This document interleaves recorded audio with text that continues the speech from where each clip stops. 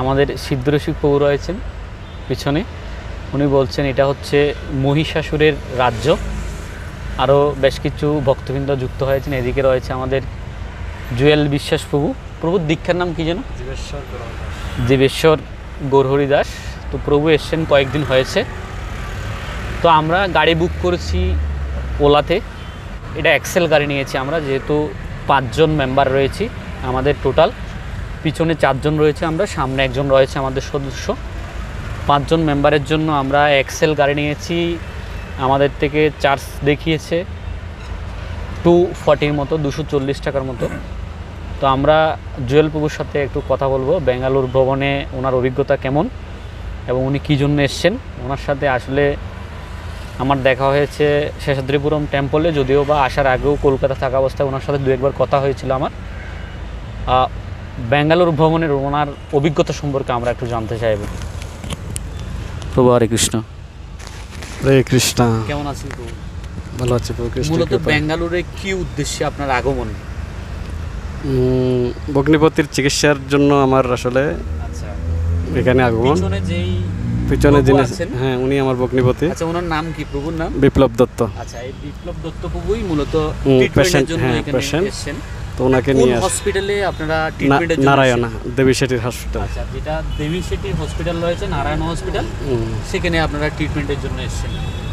তো এখন অবধি আপনারা ট্রিটমেন্টে কতটুকু অগ্রসর হয়েছেন? কোনো ডাক্তার কি এখন অবধি দেখে? হ্যাঁ, আমাদের সব কিছু কমপ্লিট। আমরা এখন শুধু দেবী শেঠির একটা শিডিউল আছে, ওনার জন্য অপেক্ষা করা। আপনারা এসছেন কয় তারিখ বেঙ্গালুরু? 11 তারিখ।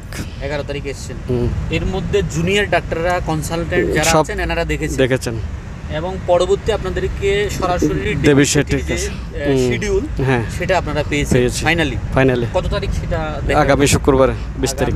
শুক্রবার। প্রভুর হার্টের সমস্যা রয়েছে। হার্টের সমস্যা। হ্যাঁ।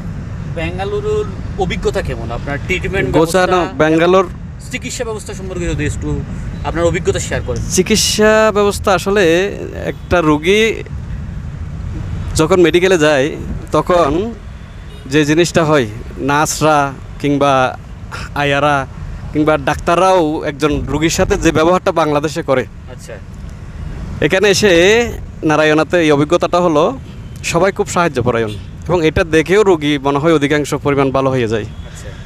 আর বাংলাদেশে যে নাকে কথা বলার যে বিষয়টা, নার্সরা বিশেষ করে সবসময় গরম হয়ে যাওয়া কিংবা যারা আদার আছে মেডিকেল স্টাফরা সবাই, এটা অভিজ্ঞতা হয়েছে কিছুদিন আগে। কারণ আমার ভগ্নিপতিকে কিছুদিন আগে মেট্রোপলিটন চিটাগাং মেডিকেল সেন্টারে ভর্তি করিয়েছিলাম, তখন অভিজ্ঞতা থেকে বলতেছি। তো এখানে এসে সবার যে ব্যবহারটা, যে সাহায্যের যে রাটা, আমরা নন বেঙ্গলি একটা এরিয়াতে এসেছি, যদিও ভাষাগত সমস্যা আমাদের নেই, কিন্তু তারপরেও এখানে যাদের ভাষাগত সমস্যা আছে তাদের জন্য কোনো সমস্যা হয় না। তাদের জন্য অনেক সাহায্য করার জন্য লোক রয়েছে প্রচুর পরিমাণে। মানে আর সবচেয়ে বড় বিষয় হচ্ছে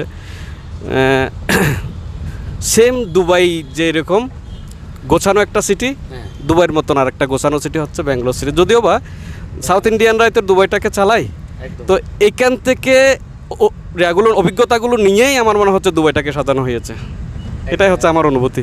আর সবচেয়ে গোছানো একটা শহর।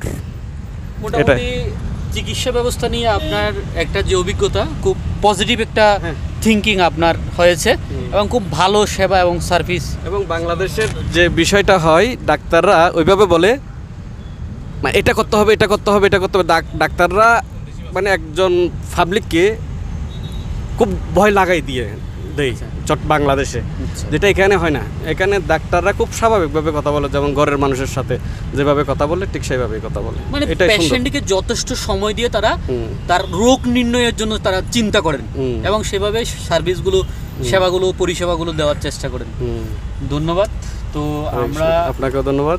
পরবর্তী টিপু সুলতান যে প্লেস রয়েছেন, মোগলরা শাসনামলেই এই টিপু সুলতান কিন্তু এখানে থেকেই কর্ণাটকে বেশ কিছুদিন উনি রাজত্ব করেছিলেন।